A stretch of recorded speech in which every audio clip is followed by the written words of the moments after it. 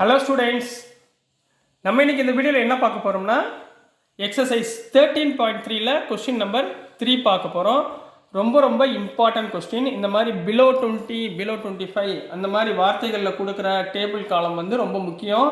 அதே மாதிரி போன சம்ம வந்து XY கண்டுபிடிக்கிறது அதுவும் இம்பார்ட்டன்ட். சரிங்களா? ஸோ ரொம்ப ஈஸி தான், கவலைப்படாதீங்க. பார்த்துக்கிட்டே இருந்தீங்கன்னா உங்களுக்கு அழகாக புரிஞ்சிடும், நீங்கள் ஃபுல் மார்க் எடுத்துடலாம். இங்கே பாருங்கள், எ life insurance agent found the following data for distribution of ages of 100 policy holders. அப்போது மொத்த ஃப்ரீக்வன்சி இங்கே எவ்வளோ கொடுத்துருக்காங்க? 100. மொத்தம் 100 பேருக்கு எடுத்திருக்காங்க. ரைட்டுங்களா?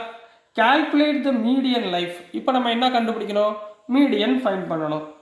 If policies are given only to the persons having age 18 years onwards. Note பண்ணுங்க, 18 இயர்ஸ் ஆன்வர்ட்ஸ் அப்படின்றத நோட் பண்ணணும். அப்போது என்னோட ஸ்டார்டிங் ஏஜ் என்ன? 18. ஸ்டார்டிங் ஏஜ் என்னம்மா? 18. இதை ஞாபகத்தில் வச்சுக்கோங்க. பட் லெஸ் தென் 60, 60 வயசுக்கு கீழே. ரைட்டுங்களா? இப்போ இங்கே கொஸ்டினில் பாருங்களேன், பிலோ 20 அப்படின்னா இதோட ஏஜ் என்னமா இருக்கும்? கொஞ்சம் யோசிங்க. பிலோ 20னா 18 வயசுக்கு மேலே தானே உங்களுக்கு எலிஜிபிள். அப்போ இது என்னவா இருக்கும் ரேஞ்சு? 18 to 20. புரிஞ்சதா? ரைட்டுங்களா? இதுதான் அந்த ட்விஸ்ட்டு. சரிங்களா? ஸோ இப்போ ஆன்சரில் போயிடுறேன். நம்ம கண்டுபிடிக்கக்கூடியது மீன் தான். சரிங்களா? இப்போ அவங்க கொடுத்துருக்கிறது 18 இயர்ஸ்க்கு மேலே உள்ளவங்களால தான் இந்த பாலிசி போட முடியும். ரைட்டுங்களா? அப்போது நான் இந்த எக்ஸை வந்து நான் மாற்றுறேன். எப்படி மாற்றுறேன் பாருங்கள். பிலோ 20னா 18 to 20 போட்டுக்கலாமா? புரியுதுங்களா? பிலோ 20னா 18 to 20. அப்போ பிலோ 25னா 20 to 25. கரெக்டுங்களா? புரியுதா கண்ணா? அடுத்து இங்கே பாருங்கள், 30னா 25 to 30. 35னா 30 to 35. அடுத்து 40னா 35 to 40. 45னா 40 to 45. 50னா 45 to 50. நெக்ஸ்ட் 55னா 50 to 55. And final one 55 to 60. இப்படி நம்ம ரேஞ்சை எழுதிக்கணும். புரிஞ்சுங்களா கண்ணா? இந்த பிலோன்னு கொடுத்துருந்தா அவங்க கொஸ்டினில் ஹிண்ட்டு கொடுத்துருப்பாங்க. அந்த ஹிண்ட்டை வச்சு முதல்ல நம்ம கண்டுபிடிச்சிடணும். ரைட். இப்போ டோட்டல் நம்பர் ஆஃப் ஃப்ரீக்வன்சி இது கொடுத்துட்டாங்கம்மா. ரைட்டுங்களா? 100 அப்படின்னு. இது என்ன ஃப்ரீக்வன்சினா குமுலேட்டிவ் ஃப்ரீக்வன்சி. அவங்க கொடுத்துருக்கிறது குமுலேட்டிவ் ஃப்ரீக்வன்சி. சார், குமுலேட்டிவ் ஃப்ரீக்வன்சின்னு எப்படி சார் நீங்கள் கண்டுபிடிச்சிங்க அப்படின்னு அடுத்த கேள்வி வரும். இங்கே நல்லா பாருங்கள். 18 to 20, அதாவது பிலோ 20ல் உள்ளவங்க எத்தனை பேர்? 2 பேர். ரைட், 2 மெம்பர்ஸ்ன்னு வச்சுக்கோங்க. இப்போ நான் FI எழுதுறேன். சரிங்களா? இப்போ நல்லா கவனிங்க. பிலோ 20 வந்து 2 பேர். இப்போ அடுத்த டேர்ம் பாருங்களேன், பிலோ 25 வந்து 6 பேர்னு கொடுத்துருக்கான். அப்போ பிலோ 25னா இவங்களும் சேர்ந்து வருமா?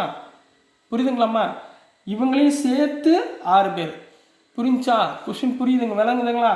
அப்போ பிலோ 25னா இந்த 20ல் உள்ளவங்களையும் சேர்த்து 6 பேர். அப்போ நம்ம இங்கேருந்து என்ன பண்ணணும்? 2வை மைனஸ் பண்ணிடணும். 2வை மைனஸ் பண்ணிட்டோம்னா என்ன வரும்? 4.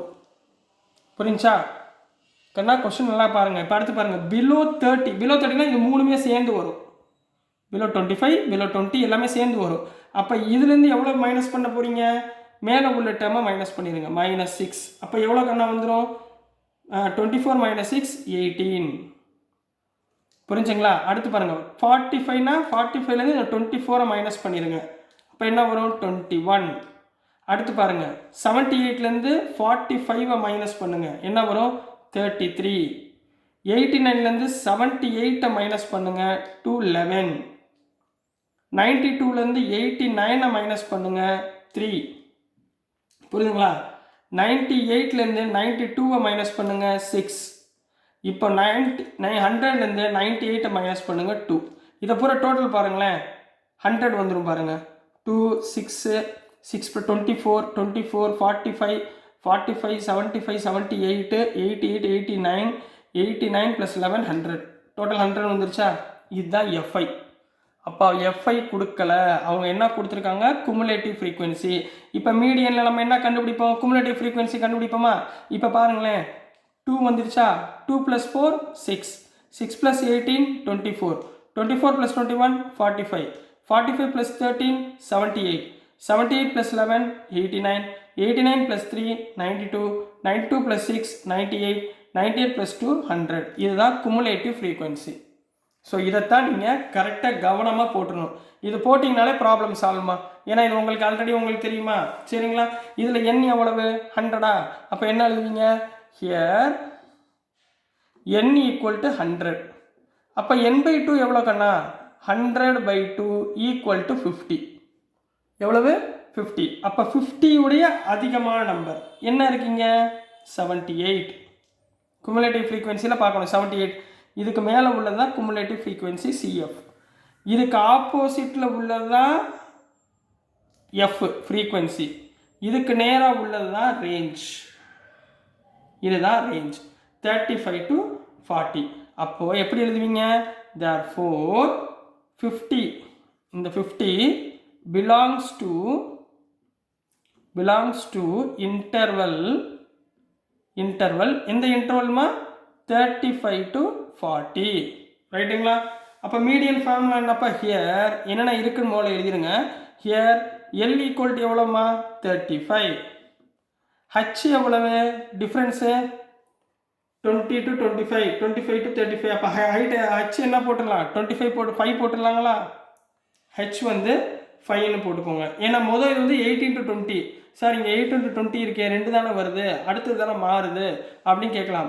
மேக்ஸிமம் நம்பரில் எது கரெக்டாக இருக்கோ அதை போட்டுக்கோங்க. சரிங்களா? H வந்து 5. F வந்து எவ்வளோமா? 33.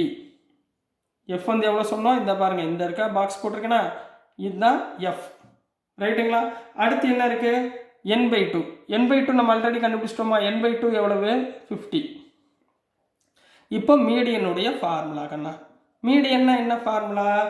L plus n/2 minus cumulative frequency divided by frequency into H. அப்போ which implies L எவ்வளோ கண்ணா? 35 plus n/2 50, cumulative frequency 33 divided by F. cumulative frequency போடலையா? cumulative frequency 45. cumulative frequency எவ்வளவு? 45. இதுக்கு மேலே உள்ளதா cumulative frequency CF equal to 45. F எவ்வளோமா? 33 into H எவ்வளவு? 5. புரிஞ்சுங்களா? So minus பண்ணுங்க, சிம்பிளிஃபை தான்.